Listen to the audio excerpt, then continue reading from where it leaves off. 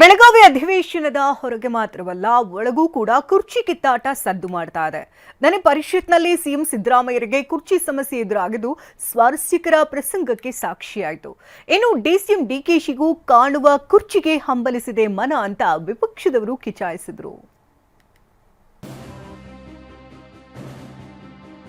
ಬೆಳಗಾವಿ ಅಧಿವೇಶನದಲ್ಲಿ ಜನರ ಸಮಸ್ಯೆಗಳ ಬಗ್ಗೆ ಚರ್ಚೆಗಿಂತ ಹೆಚ್ಚಾಗಿ ಕಾಂಗ್ರೆಸ್ನಲ್ಲಿನ ಕುರ್ಚಿ ಕದನದ ಬಗ್ಗೆ ಹೆಚ್ಚು ಚರ್ಚೆ ಆಗ್ತಾ ಇದೆ. ನಿನ್ನೆ ವಿಧಾನ ಪರಿಷತ್ನಲ್ಲಿ ಸಿಎಂ ಕುರ್ಚಿಯ ಬಗ್ಗೆ ಸ್ವಾರಸ್ಯಕರ ಚರ್ಚೆ ನಡೆಯಿತು. ನನ್ನ ಚೇರ್ ಗಟ್ಟಿಯಾಗಿದೆ, ವಿಪಕ್ಷಗಳಿಗೆ ಸಿಎಂ ತಿರುಗೇಟು. ಹನುಮಂತ ನಿರಾಣಿ ಪ್ರಶ್ನೆಗೆ ಮುಖ್ಯಮಂತ್ರಿ ಸಿದ್ದರಾಮಯ್ಯ ಎದ್ದು ನಿಂತು ಮಾತನಾಡುವ ವೇಳೆ ನಿಲ್ಲಕ್ಕಾಗದೆ ಚಡಪಡಿಸಿದ್ರು. ಚೇರ್ ಇಕ್ಕಟ್ಟಾಗಿದೆ, ಹಿಂದೆ ಸರಿಸಿ ಅಂತ ಸಿಎಂ ಹೇಳ್ತಾ ಇದ್ದಂತೆ ವಿಪಕ್ಷ ಸದಸ್ಯರು ನಿಮ್ಮ ಚೇರ್ ಅತಂತ್ರದಲ್ಲಿದೆ ಅಂತ ಕಾಲೆಳೆದ್ರು. ಇದಕ್ಕೆ ಉತ್ತರಿಸಿದ ಸಿಎಂ, ನಿಮ್ಮ ಚೇರ್ ಅತಂತ್ರದಲ್ಲಿದೆ, ನಮ್ಮ ಚೇರ್ ಗಟ್ಟಿಯಾಗಿದೆ ಅಂತಂದ್ರು.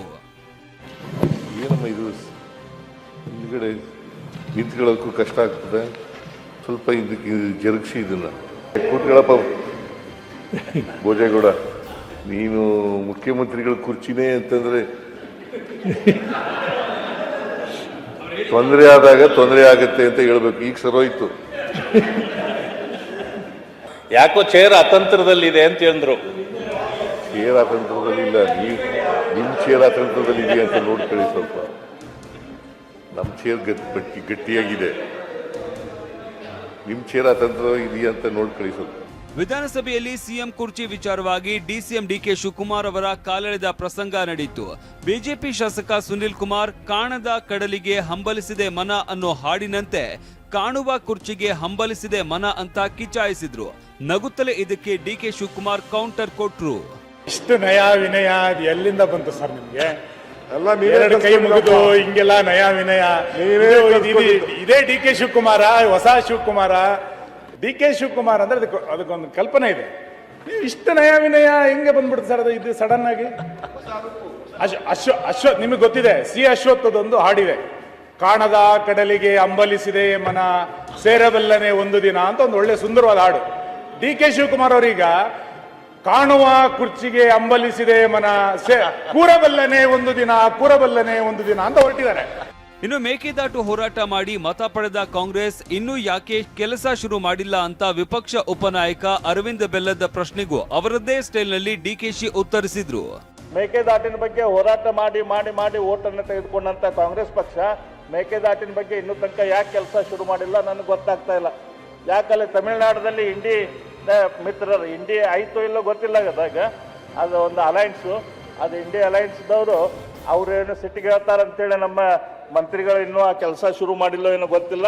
ನಮಗೆ supreme court involve, it is not A technical committee. ಏನಿದ್ರು ಸರ್ಕಾರನೇ ತೀರ್ಮಾನ ಮಾಡಬೇಕು ಅಂತ ಹೇಳಿದ್ದಾರೆ. ನಾನು ನಿಮ್ಮೆಲ್ಲರೂ ಕೂಡ ನಮ್ರತೆಯಿಂದ ಕೈ ಮುಗಿದು ಕೇಳ್ಕೊಳ್ತೇನೆ. CWC ಎಲ್ಲ ಅರ್ಜಿ ಎತ್ಕೊಂಡೋಗಿ ಹಾಕ್ತೀನಿ, ರಿವೈಸ್ಡ್ DPR ಕೂಡ ಸಲ್ಲಿಸ್ತಾ ಇದ್ದೀನಿ.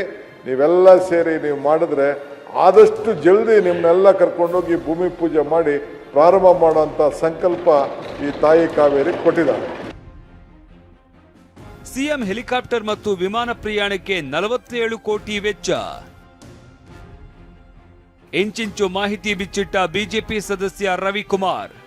ವಿಧಾನ ಪರಿಷತ್ನಲ್ಲಿ ಬಿಜೆಪಿ ಸದಸ್ಯ ರವಿಕುಮಾರ್ ಸಿಎಂ ಸಿದ್ದರಾಮಯ್ಯ ಅವರ ಹೆಲಿಕಾಪ್ಟರ್ ಮತ್ತು ವಿಮಾನ ಪ್ರಯಾಣಕ್ಕೆ 2023ರಿಂದ 2025ರವರೆಗೆ ಮಾಡಿರುವ ವೆಚ್ಚದ ಮಾಹಿತಿ ಬಿಚ್ಚಿಟ್ಟಿದ್ದಾರೆ.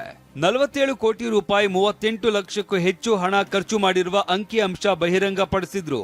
ಈ ಹಿಂದೆ ಮುಖ್ಯಮಂತ್ರಿಗಳ ಕಾವೇರಿ ನಿವಾಸದ ನವೀಕರಣಕ್ಕಾಗಿ ದೊಡ್ಡ ಮೊತ್ತದ ಅನುದಾನವನ್ನ ಖರ್ಚು ಮಾಡಲಾಗಿತ್ತು. ಆಗಲೂ ಈ ವಿಚಾರ ದೊಡ್ಡ ಸುದ್ದಿಯಾಗಿತ್ತು.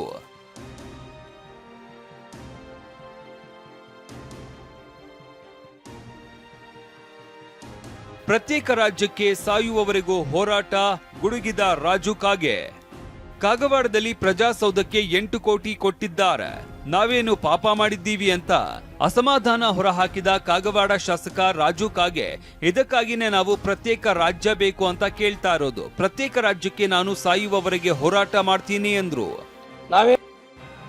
Bureau report, TV9.